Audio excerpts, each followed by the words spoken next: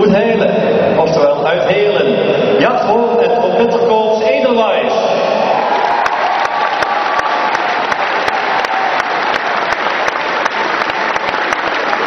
Ze spelen zo dadelijk de mars Fortune of Rhythm van dirigent Marcel Palize.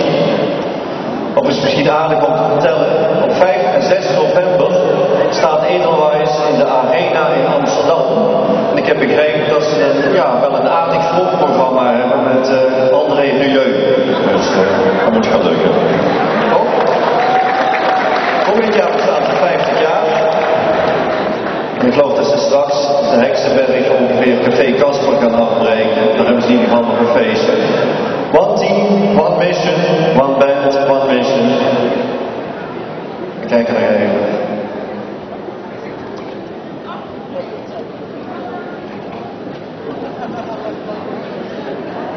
Onder leiding van Campbell Giel A.